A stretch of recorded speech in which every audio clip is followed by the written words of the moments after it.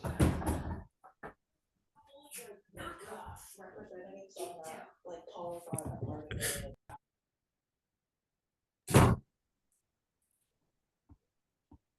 right, Stephen, how we doing?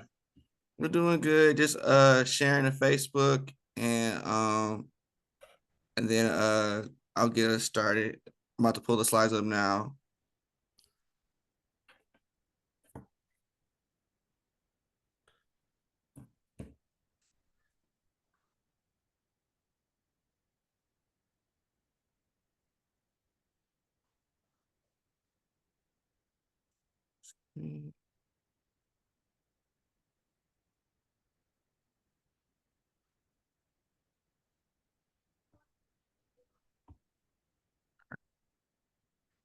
All right, everybody, welcome back to our Lunch and Learn series. Today we're talking about a changing landscape in Lansing. Thanks for being here. Please, if you feel comfortable, just identify yourself in the chat.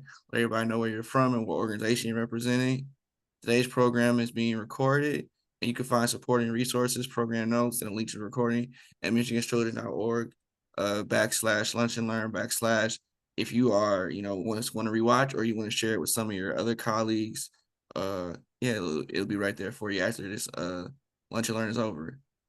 And if you want to join the discussion, you have a question, write in the chat box, and we'll get to that at the end. First, we're gonna have a panel discussion with Matt and some of our esteemed guests, and then after that, we will kick it to the audience. You guys can ask any questions you guys might have had about the material or follow-up questions from the panelist discussion. But first, I'd like to introduce our new Vice President, Dr. Heather. She's our new Vice President of Policy and Programs. She has a degree in Community Sustainability and Psychology from Michigan State University, past frontline work with children and families experiencing abuse, youth parents, youth involved in the juvenile justice system. She has deep experience in strategy and management consulting, and most recently for a group focused on nonprofit and public sector consulting.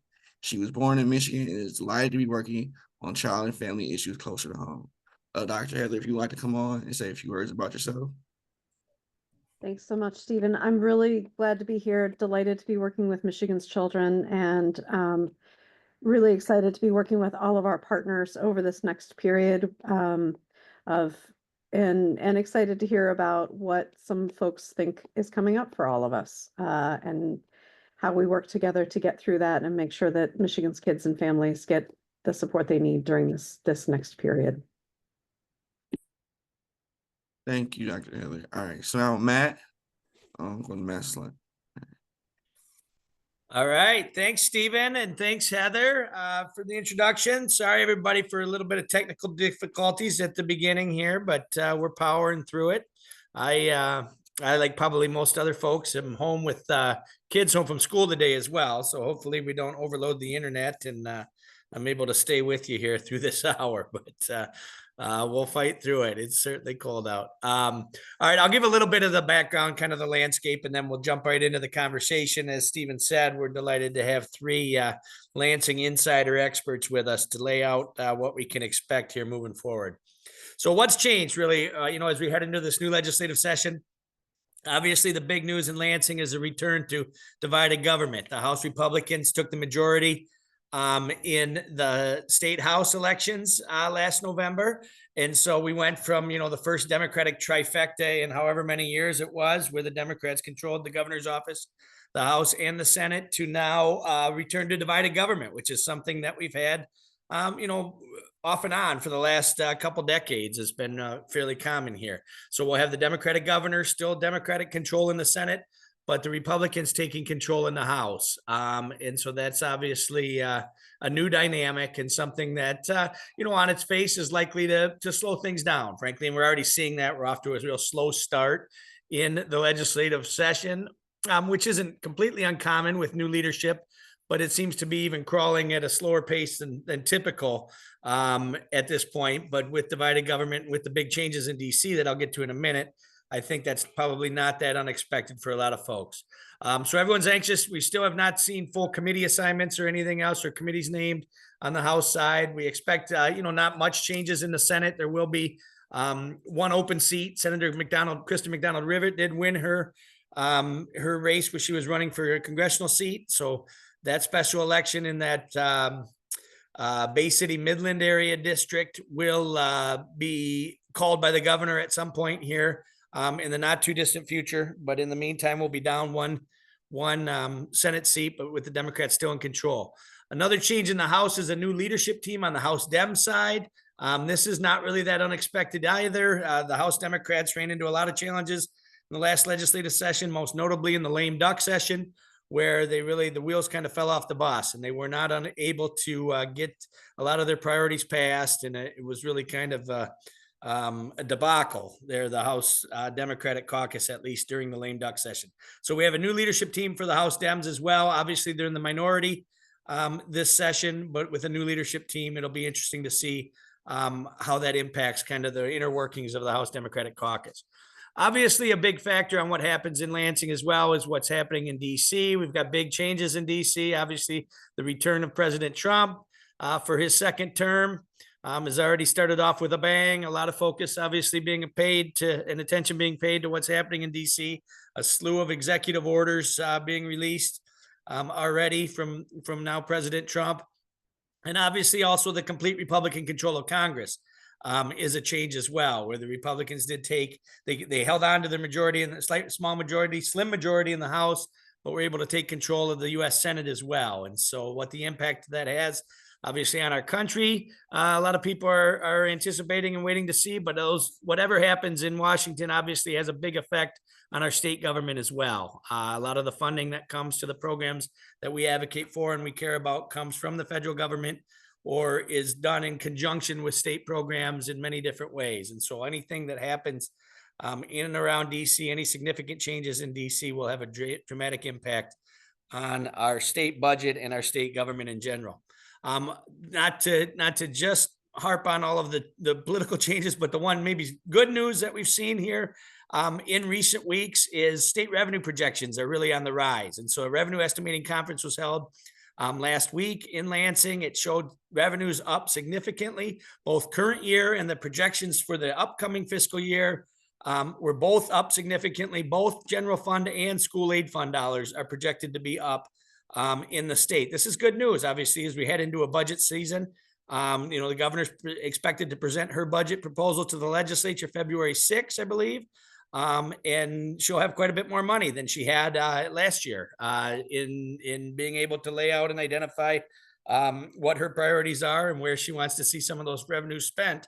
So, it's obviously always better to have revenue projections up rather than down. We've lived through both of those, and we'd much rather be in the scenario where revenues are up as we head into the budget season. Now, the uncertainty in DC and all of these other things are still out there looming, but having state revenue projections on the rise is certainly a good thing. So that's kind of the ground. I'm laying the groundwork here on kind of where we are from a big picture standpoint. And now we'll jump into our discussion with our panelists to dig in a little deeper on some of these things and maybe what we expect to happen. So we are excited to have three longtime Lansing insiders here to talk through this. First, we have Karina Randall, who is now the Senior Director of Policy and Advocacy at the Early Childhood Investment Corporation, a good advocacy colleague and partner of ours. Andrea Cascarella, who's a government policy advisor with Dykema, and Matt Curta, who's a partner at Karubin Associates. And so thanks all three of you for joining us today and lending some expertise and maybe some prognostication on what we can expect here moving forward. Karina, why don't we start with you? What did I miss? What are kind of the highlights of the big things that you think are prominent as we head into this new legislative session? I think we need to focus on it being slow, especially being in the advocacy space. It's an excellent opportunity for us to identify folks who are in our relative area who can champion for us. It's a good time to really push items. I know on our end, things such as childcare, home visiting, the issue at the federal level that's going to take place with Medicaid. While it's slow, I always used to advise folks, it's a good time to grab those meetings and connect with people who, when it ramps up, they can get in there and fight for you because you spent significant time with them. So they get to know your issues in your areas. Those of us who've worked in the minority know that, as daunting as it may sound, it's actually a good thing because it allows a good opportunity to really hone in and make some deals or some negotiations and come to a common ground because no matter what side of the aisle you're on, there's always someone that has an interest in your area.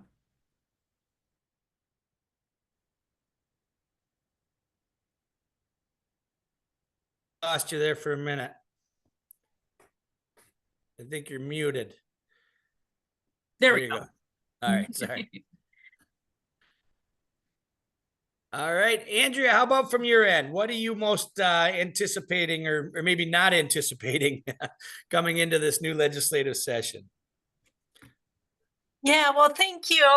And my apologies for the delay in joining. I think I tend to be an optimist and really think there's always opportunity. And it's really just understanding the dynamics. Clearly, we've got a change in leadership in the House, different priorities. But I think what we do know is that both caucuses, both chambers, I think there's really a central focus around kind of more of those basic pocketbook issues for working families. And I think there's an easy way to think about all of our priorities and talk about them in that context to the different caucus leaders and caucus members, and really find middle ground. I don't see anyone starting off this year with a mindset and approach of being adversarial, of kind of being that caucus of no or anything like that. So I think there's opportunity. We need to think about things a little more differently and strategically, and maybe spend a little more time in conversation, helping folks understand how these interests are all aligned. And how to support families and children in Michigan. So, I think there's a lot of interest in that. So again, thanks for joining late, but appreciate the opportunity. Thanks. And Matt, what from your perspective, what's kind of the take? We've been through these many times where we've seen changes in leadership, and now one chamber kind of seen as the stopgap, right? Without one party having complete control. So from a House Republican standpoint, they're kind of seen as the gatekeeper here. What do we need to think about as they kind of head into that role? And what do we think the, pretty slow start to everything, as Andrea pointed out as well, even with committees not being named yet, the governor's state of the state is getting pushed back to late February, later than we've ever heard of it before. And all of these things pointing to a real slow start. What do we attribute that to, and what kind of is the expected take here from the new House Republican leadership? Well, great question. And thanks, Matt, and everybody, for the opportunity to jump on here again with some colleagues who certainly know what they're doing here in town. I think, Karina mentioned this right off the bat. Things are going to be slow to start. So I think we can let's look to DC, as you mentioned earlier, and what happened out there with the full Republican takeover of the House and Senate and the presidency. And then let's look at Michigan. Our chamber here, our House, was the only chamber in the country to flip this cycle. I think Minnesota, I believe, may have lost their Senate, may have gone down to a tie. But I think that's important. So, for the folks who took over in the House, I think that we'll probably see a lot of reflection of what's going on nationally based on what happened in November.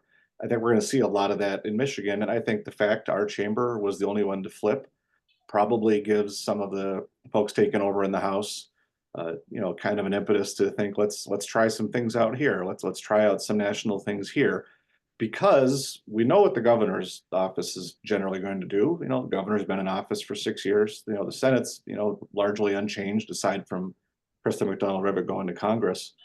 The real question mark here is like Matt mentioned, what's going to come out of the House? You no longer have a Democratic trifecta that can kind of control the whole agenda. So I think we'll see a lot of what I've been telling a lot of clients is we're going to see a lot of volume, but volume means two different things. There is a volume as far as a level of loud, a lot of things going on, and then there's the breadth of activity. I think we're going to see a lot of the former, a lot of discussion of items that, frankly, these folks in the House that haven't been in the minority, they haven't had a chance to drive the agenda on anything, and they've pretty much been witness to the Dems just driving the train down the road here in the last 2 years to get done whatever they could get done.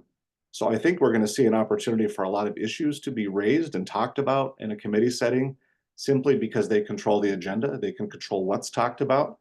But as far as, I guess, the other definition of volume, maybe breadth of issues, you might see some bills going back and forth, but I think we're going to see a lot of those bills pass a chamber and stop. So I think a lot more discussion. I wouldn't necessarily take the over if we were to do an over-under on public acts this session. Maybe I'll be proved wrong. And then I'll just close with, I think that the House is really intended to reassert itself, Speaker Hall has said, as a equal branch of government with respect to oversight of the administrative branch. And we'll see how that goes. But that's obviously one caveat you're always going to have with split partisan control. A lot of issues are going to be talked about, but not necessarily greased to go all the way as it would be when one party is in control. So theme of the day, everything's going to be a lot slower, but not necessarily a bad thing. Take advantage of the time. Yeah, no, I think you're absolutely right. And I think that's part of the challenge we have as advocates, and we've seen in past experiences with divided government, is the natural inclination to kind of freak out when something happens, or even a hearing gets set for a bill that we might not like, or something moves through committee, or even onto the House floor or whatever. And I think an added challenge to that this year is there's going to be an element to that coming from DC as well. But some of the things in DC may be more likely to actually happen to get to the finish line. And so I think from just, I'm thinking of this moving forward from Michigan's children's perspective, one of the big challenges for us is going to be, trying to determine quickly what's real and what's not, and, when to really push people to energize. I'm thinking mostly on defense here, especially on what we really have to watch out for and fight back and push back against as these things start to happen, or as things start to move. And so I appreciate your perspective. I think you're absolutely right on as far as that kind of dynamic playing out here in Michigan in the legislature. So let's jump in now a little bit to thinking about the budget and kind of where we're moving here and where some opportunities may be. So the governor touted this big speech she gave at the offset of the auto show last week as kind of her visioning forward. I think recognizing that her State of the State address, where she would normally do that, is now been, for scheduling reasons, been pushed back to later than normal. The unfortunate reality in what happened with this big speech she gave around economic development and legislative budget priorities was really no mention of kids and families whatsoever. It was all kind of the same old, playbook that we have seen from this administration, unfortunately, with most of the focus and attention being paid to economic development in the sense of, big business and chasing these big manufacturing projects and other things. Some mention of housing, which is a positive sign, I think, but nothing around childcare, nothing around a lot of the issues that obviously we at Michigan's Children and a lot of the folks obviously that are on this webinar today care about as well. So how, given the fact that we have revenue projections on the rise, obviously an opportunity to push for investments in new areas or bigger investments in areas that we have focused on, how do we get this more into the conversation piece, both with the administration and with this new legislative dynamic we have? Karina, what are your thoughts on that?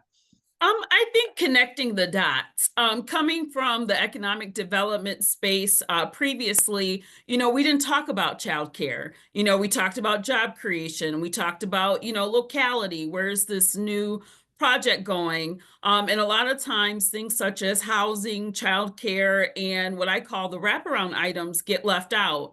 So I think being that state revenues are up, In addition to the significant contributions that My Leap has made in this space, it's an excellent opportunity to have those conversations and connect the dots. You know, people are not going back to work because they don't have childcare. You know, we have inadequate housing, you know, because people are not getting paid enough or our housing stock is low. So I think this is an excellent opportunity, being that those revenues are up, to advocate for significant appropriation contributions in those spaces, and really connect the dots and making sure people are aware of, you know, these issues exist because they're all connected in some way.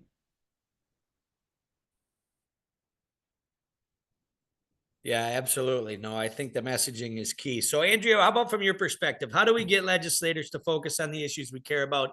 And or how do we get the administration and the governor to kind of recalculate or recalibrate and get more into the things that impact kids and families as priorities? Yeah, Matt, and the governor, you know, in my mind, not too surprising with her road ahead address. You know, it was delivered at the auto show, a focus on the auto industry, which is critical, a critical part of our state economy, and you know, really was intended to be more of an economic focus. So, you know, I don't know if we want to take too much into that and like that's and read that's her only priority. Now, it clearly economic incentives was her focus going into lame duck. It's carrying over early this year.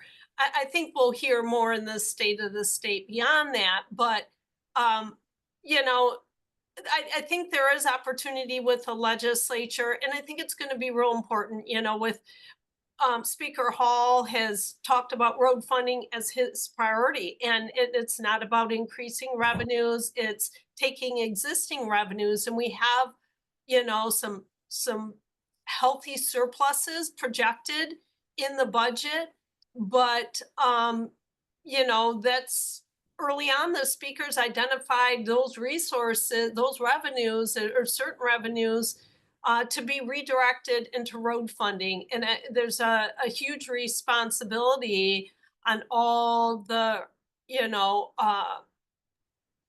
childhood advocates to really help educate legislators, and that's in the House and the Senate. It's a revisited conversation, and make sure they understand why uh, our priorities should remain a priority for them, and that value and the importance of that continued investment and potential growing investment, and not to have an effort like road funding that is very important divert away from critical programs and investments. So again, a big responsibility there. The good thing, and as we've talked about, things aren't moving quickly, so there's time to really educate and you know, grow that awareness across both sides of the aisle and in the chambers, to make sure there's a positive opportunity. You know, in some areas, you know, we have the protection of the dedicated school aid fund. So where there are priorities that, you know, rely on school aid funding,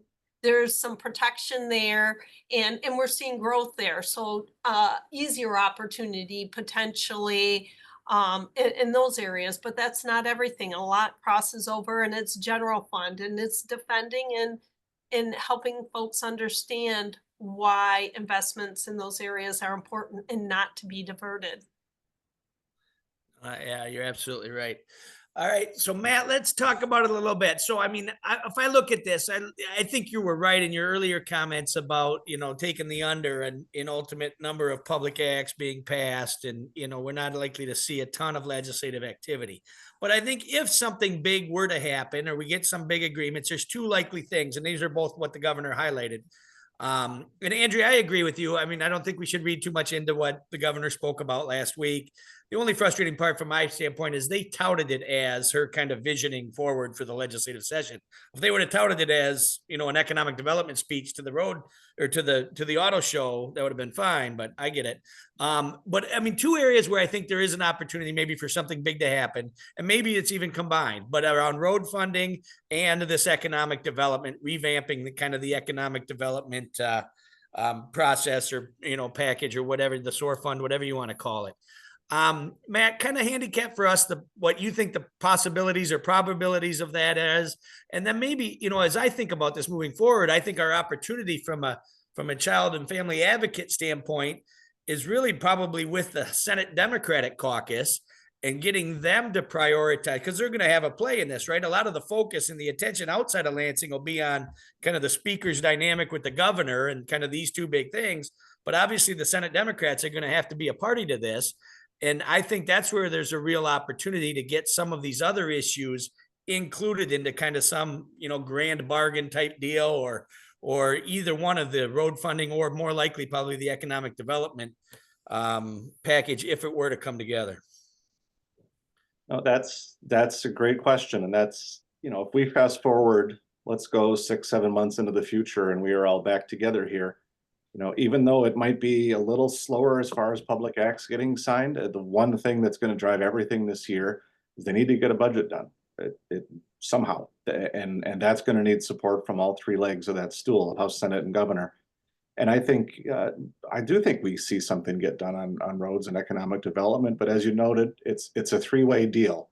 The speaker is going to want something, the governor is going to want something, but the Senate, the dynamic there is being talked about a lot here in town. But also remember, the Senate wasn't up last year. The Senate's up in 2 years. So everyone's up in 2 years. The governor's done in 2 years. So everyone's going to have something at the end of the day to say they got in the process. If and when the budget process is finalized, who knows when? Probably going to be a little bit harder than in past years. But there's new money available, as was noted earlier. And so that's a blessing and a curse. The wonderful thing is we have more money than anticipated, so the state can make investments into a number of areas. On the flip side, the challenge is everyone in town says, okay, I want my thing. I want funding to go in my area. So I think our lane, I don't think economic development works unless the groups that are on this call today, and I was just scrolling through all the lists of who's here. Economic development doesn't work, money for corporations doesn't work unless people can get to work. And that needs to be a recurring theme, and we need to jump into that discussion. And we all say this, we've said it before, and I'll say it over and over again, like a broken record. These folks need to hear stories from everybody in this room. And it's not fun, it's annoying. Sometimes we get frustrated at what happens in elections, but Andrea Krinia and I do this professionally. We're talking to these folks all the time. The one thing I always want to hear is, oh my God, everyone in my district is talking about this. You all watching us are real people in the real world, and you can have stories you can tell them of the challenges you face every day, or that your clients or your team members or your parents face. And when they hear economic development, and I think Matt touched on this, you saw the Senate last session, who was of the governor's own party, kind of push back on economic development and restructuring how that whole process works. I think there's a great opportunity in both chambers, but especially in the Senate. And they need to be armed with those stories. I always think of a committee setting where when someone comes up and gives compelling testimony of a real world story, that's what legislators talk about when they're milling around on the floor and it looks like that we're waiting for votes to happen and they're just wandering. These are the times they have the conversations. Hey, topic XYZ is up today. Oh, I heard from someone in my district. Can you believe this is happening? They remember anecdotes. So as hard as it is, we need to always ask you folks to have those conversations. Go to their coffee hours. Nobody ever goes to coffee hours unless they're people who go all the time. You'd be amazed how easy this is. Even if they don't give you the answer you like, that is so powerful for when we go to their offices, they're getting hit back home as well as in town. Absolutely. No, that's advocacy 101. And it's great to hear you say it, because that's what we preach all the time as well.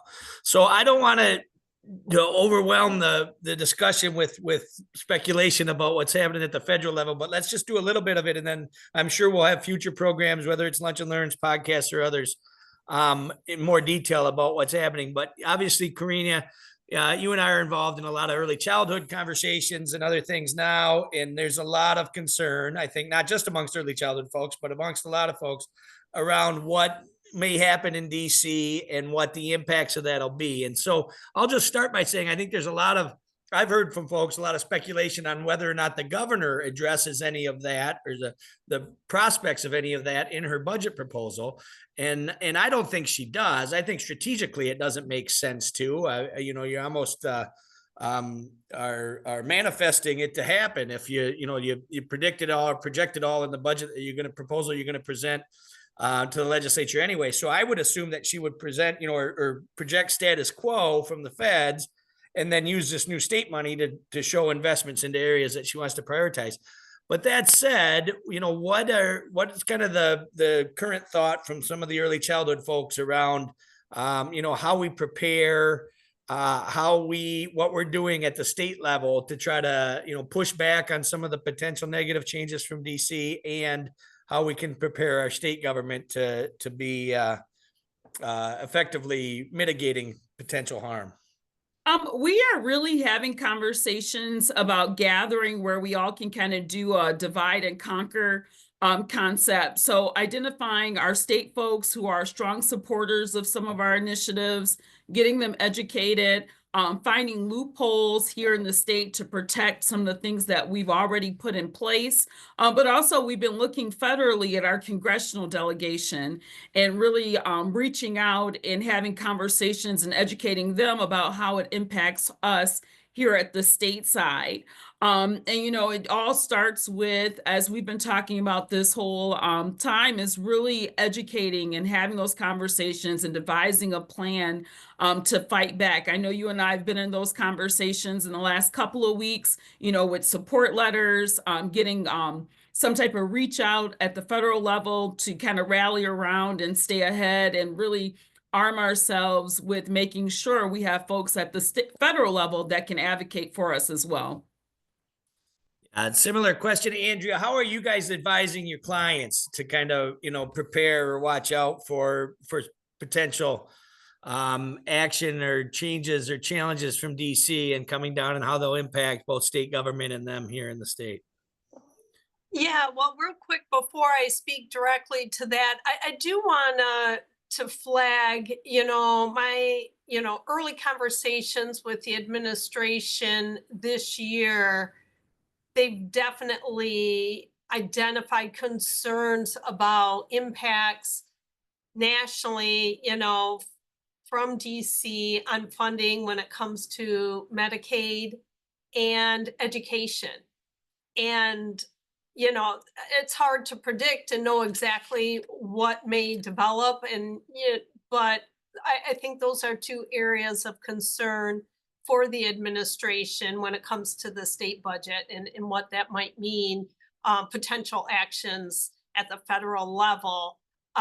We do have, Dykema has a DC team too that's very engaged, and as we talk to clients about a lot of change, and some we're seeing in these first days, but potential change coming. One, trying not to react too much, and knowing, some of these actions can't, things can't be undone quickly. So there's a process that's helpful to try and work to navigate and have an impact and change.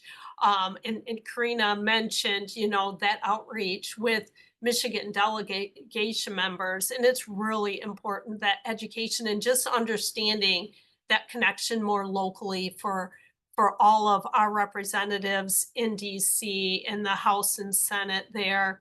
But continuing, and then also understanding, and we've seen some of it, some of these early actions, there are going to be legal challenges. So it doesn't mean there's an immediate impact to that. There's a priority, sometimes messaging, things like that, action taken for various purposes. So some things, not wanting to be too reactive, but it's never too soon to be doing that education and awareness and telling, again, as Matt's touched too, that story and that local connection, and making sure all of our congressional delegation fully understands what certain policies mean back here in Michigan for families in Michigan, children in Michigan, and always connecting that. There's going to be a lot of change, a lot of proposals, but again, that process takes some time. But that education and awareness can start now, and there's really no reason to hesitate because, you don't want to be caught off guard if things are happening, and building that relationship and that direct connection on issues is incredibly important, as there could be significant change coming. Yeah, absolutely. And Matt, I mean, in my mind at least, a big part of the challenge with this or the uncertainty really is around the timing, right? I mean, you alluded to earlier. So I mean, we're in a typical year in Michigan. The budget process starts with the governor presenting her proposal to the legislature, and the legislature ultimately agreeing and sending a budget back to the governor sometime in June, usually, right, or around June, certainly by the 4th of July, at least in recent years. That may be a little bit more challenging this year with new divided government and a new House majority, Republican majority, but still that would be the expectation is some sort of thing. Now, where it gets, I think, a little bit uncertain is a lot of, the kind of where the rubber's going to hit the road, so to speak, with the federal government is going to happen maybe into May, June, with the debt ceiling potentially being reached then. The federal budget, I think the current CR runs through March. So they're going to have to address the federal budget, whether it just be with another CR or in some way. Continuing resolution is the CR, sorry. And so, how then maybe if we get a clearer impact on the impact of the federal government change or federal budget changes on the state, that'll kind of be a late curveball potentially into the state budget process. Talk about that a little bit from your perspective on, what the uncertainty around timing with this added element of nobody really knowing what's going to come out of DC brings to all this. Well, the most important thing I would do, and Andrea touched on this, is you may chuckle given all the news coming out this week out of DC, is relax.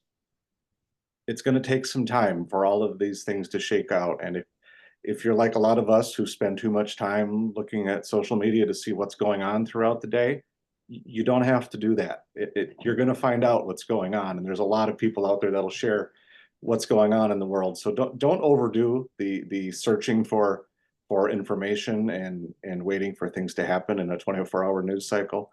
As Matt noted, a lot of things are going to take a while to unfold. We saw a lot of discussion in the last election of how much federal spending has gone up in recent years. A lot of legislators in the state level coming in the House have noted how much larger the state budget is compared to previous years. And if you're someone who hasn't been in charge before, you're going to want to slow down and say, wait a minute, what are we doing here? I haven't been part of this process. Now that I'm part of this process, I want to understand what's going on. So there's going to be a lot of that drama going on. Timing wise here, yes, usually we'd have a state of the state in place by now, and then we do the budget and go forth. Everything's going to be backloaded a little bit as they kind of get their feet under them. So I think not overreacting is the most important advice to your earlier question, Matt, that I'd be giving to clients right now. Once you say something, you can't unsay it. Take some time. Use the time, as Karina mentioned, right out of the gate. If it's slow, if they're getting their feet under them, if they're figuring out how to organize things, and we're not going to see budgets wrapped up until the summer, use the time now to just get to know them a little bit better. When you can educate and not say, I'm here because I don't like issue XYZ. I was taught early on in this world, you never make your ask of someone until the second or third time you sit down with them. But that means you got to put the time in to sit down with them the first couple times, because you need to develop relationships. And it's important to remember they may do something you don't like, but just because something's proposed at any level of government, state or federal, doesn't mean that's a lock to happen at the end of the day. Negotiation goes back and forth, and they're trying to feel each other out a little bit as negotiations start. So to sum that all up, don't panic, turn the phones off once in a while, take some time to grab coffee with your legislators. You'd be surprised how accessible they are. Honestly, people always are. And don't go in with an agenda, just get to know them, and they will really appreciate that. From experience as a staffer, put the time in. Absolutely. That's great advice. Well, I'd encourage everybody in the chat to pop any questions in you want to hear answered or hear the thoughts of these panelists on. I've got a couple more topics I'll jump on here and give them an opportunity to talk about. But please, if you have any other additional things you want to hear or have questions about, please pop them in the chat now. So Matt, you referenced earlier, and I'll let anybody kind of jump in on this, but they weren't the Senate wasn't up for election. It was just the House. One of the big factors or dynamics that we have starting to play out. We saw Secretary of State Benson announce formally her much anticipated run for governor this morning. Obviously, we have the Detroit mayor, Mike Duggan, has announced that he's running as an independent for governor, which is the first major, I would say, independent candidate that we've seen in certainly recent history. With a lot of interest and backing. The minority leader in the Senate, Eric Nesbitt, has announced his candidacy as a Republican candidate for governor. This governor's race is certainly going to be a factor, at least for us insiders in Lansing or folks that are involved every day. But how do you think it'll impact kind of the legislative activity or even the messaging and just the way things work with these key players, and obviously a big election ahead of us already in 2 years?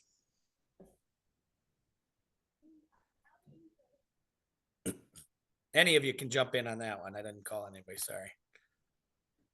Yeah, Matt, no doubt this will have a huge impact. I think especially when you think about, the legislative process, probably most closely, as you talk about the current gubernatorial candidate, still extremely early. I know we're expecting more to kind of throw their name in. But I think with the Senate Republican leader, Eric Nesbitt, he's probably the most closely tied and will be, at least personally, I know the caucus has its agenda, but I imagine his is aligned with what that caucus is. And so you'll probably see that influence, at least on that side, and likely, with his engagement with the speaker as well in the process on both policy and in the budget. And, I think it's worth throwing in, as part of that consideration. There was a lot of rumors in the last presidential election, and as things were unfolding, the governor's interest in those opportunities, and now even going into the future, and how does her kind of future elected office interests, does that impact agenda? I mean, all these things are always factors that you think about, but again, I think it's you're looking at, as Matt mentioned, those kind of three legs to the stool and those different interests. I do think there's probably a lot of middle ground where people can find agreement between the House, Senate, and the governor's office and those caucuses.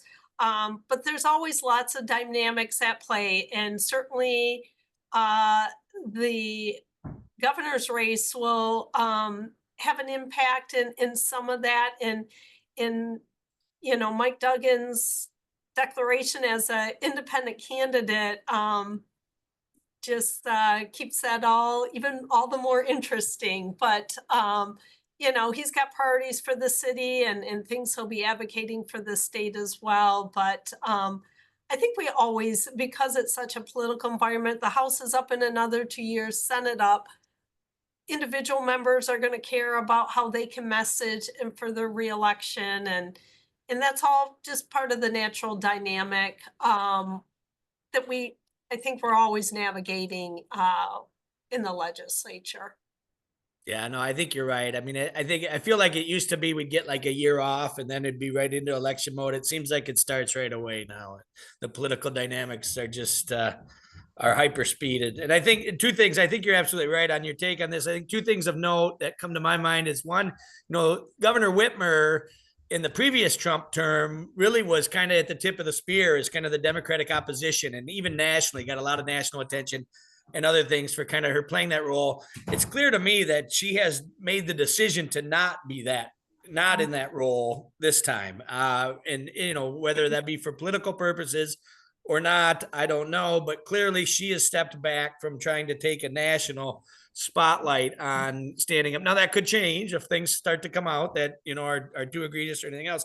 And then the other dynamic you mentioned is Minority Leader Nesbitt in the Senate. I mean, the reality is in Republican political circles, it's popular to go after the governor. And so I would expect that he's going to take opportunities when he can to go after the governor. And that doesn't necessarily change things. He's in the minority in the Senate already, but it doesn't create goodwill and won't lead to, better bipartisan government. That certainly shouldn't be the expectation, just with the situation that he's going to find himself in politically moving forward. So that's, I think you're right. And it's just going to be an added thing to watch and another kind of factor in the circus that's before us. So we did get a couple questions in the chat here. I want to jump on one. First is what's the best way to sway someone? Stories, statistics, or both? And how can we convince someone that home visiting or subsidized childcare is in the best economic interest for the state? Being in the advocacy space, I'm finding that stories are really powerful. And to Matt's point earlier, that is what sticks out to legislators. I was on a call last week where, we had someone talk about being on Medicaid and didn't know that there were doula services, and talked about what a difference they would have made in the way that, she made decisions during her pregnancy. But as I mentioned earlier, it's really about connecting the dots with legislators, and those personal stories stick. You're human, you're a person. They're able to identify in some capacity when you do share those stories. Yeah, I just wanted to add, absolutely agree with Karina there. I mean, the stories are what legislators remember. They're dealing with a lot of data all the time, but you also want the data to back that up. And they might not remember all the statistics, but they're going to remember, those strong and, and compelling, and they might not be able to cite them, but those stories that really touch them as well. And those they remember. So I do think both are important. The data has to back up the story you tell. So make sure you go with both, but know those stories always are remembered. Yeah, I agree completely. I mean, the stories are really our bread and butter, and I think really where we have the opportunity to have the impact. One thing I will say though as well is what we found in the past with Republican leadership in the legislature, and I think Matt made the point earlier as well, with a lot of the focus politically being on spending and budgets growing and government spending increasing. This return on investment argument was really effective in the past, and I think is really going to be something that we're going to have to, sharpen out or bring back out of the bag and sharpen our knives a little bit around, because that's going to be where we're going to be able to make the most impact. I think with Republican legislators, especially, is if we can show that there's a return on investment with this government spending, it certainly softens the opposition in a big way. All right. Another question here in the chat. It's my understanding that Medicaid cuts will drastically affect state budgets. Will it affect the state revenue projections this year? That's a great question. And the answer is really no. And so I'll start by saying, yes, Medicaid and potential cuts to Medicaid are a huge concern, right? And we're starting to see a little bit more detail come out of some of the potential or some of the proposals that are coming out of DC as far as changes to Medicaid. And they're alarming, right? We are, pretty regularly in contact with our federal partners and others, and around the early childhood front and other sides as well. There's a lot of concern about what the impact of some of these potential changes to Medicaid would be on state budgets. And so really, there's a lot to this, and I'm by no means a Medicaid expert, but in essence, what any of these changes would mean if they were to come to fruition is a big reduction in federal money flowing to the states for Medicaid services. And so, that the state revenue projections are based on the state revenues that we collect: income tax, property tax, sales tax, these things that state project. So that wouldn't affect the revenue projections, but it will dramatically affect our state budget. And so then essentially what the state has to decide is if this happens in DC and we see these big changes to Medicaid, which means less federal money coming to the state, is does the state prioritize continuing those services that Medicaid was paying for with state dollars, or do we not? And that's where every state, and it's not just Michigan, it's going to be every state is going to be in that position to having to make difficult decisions regarding a lot of different programs that Medicaid funds and a lot of different services and supports for kids and families, especially that Medicaid provides and supports. And so whether or not the state then prioritizes and says, we need to use these state funding to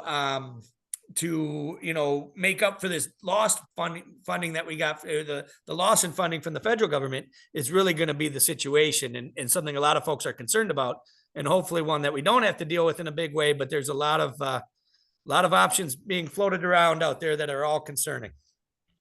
Well, any of Matt, Karina, or Andrea, anything more to add to that? No, I think you covered that very well, Matt. Okay, one more question and we'll wrap it up with this one. How will education be impacted if the U.S. Department of Education is abolished? How will the state proceed forward? Will all federal school funding just be given to the state then? So this is something obviously that was, I think, a campaign promise of now President Trump. It's something that has been a kind of talking point for the Republican Party nationally for several years now, is this abolishing of the U.S. Department of Ed. Matt, what maybe from your perspective, or Andrea, anybody, what do you think that means to the state, and how would it impact funding, especially to the state? I'll jump in on that one. Yes, it's something that's been regularly proposed over the years. I think generally when you see that, you probably want to think of it in terms of you getting rid of a state department and the bureaucracy at the top of a department doesn't necessarily mean you're eliminating all the programming within the department. And we've even heard this from Republican members of Congress since November, saying that you could eliminate the overhead, but you could just simply shift programming to other departments. So I think it's doubtful you see every program administered by the Department of Ed wiped out. Maybe some smaller programs, depending on politics or how those programs are operated. But this has been talked about a lot. Maybe you eliminate the folks at the top and shuffle programs around. But that's generally what we hear in response to that proposal. And again, it's been proposed for decades. I think it's more important to focus on the actual programming rather than where the programming is housed. And the funding for the programs, right? I mean, we're talking about title funds, we're talking about special ed funds. There's a significant amount of federal money that flows to the state for education, and just eliminating the Department of Ed doesn't make that money go away. Now, they can choose to cut the funding for those programs in the budget, whether or not they eliminate the Department of Ed. And I think that's really where the focus and the concern should be. I'm certain there's a lot of folks concerned about the administration of these programs if the U.S. Department of Ed is eliminated, and I understand that. But the real issue is going to be is if the funding levels are significantly reduced from the federal government to the state, and what that impact is going to be on schools and kids here in Michigan. Matt touched on it. It's a fair question. Just because you change how the Department of Ed is administered, that doesn't mean IDEA goes away. Someone still needs to run IDEA, but who interprets IDEA? That's where the fascinating questions come into play. And I think if you're a member of Congress, you may not have known that unless you were deeply involved in that world. Now you're realizing, oh, wow, this is pretty complicated.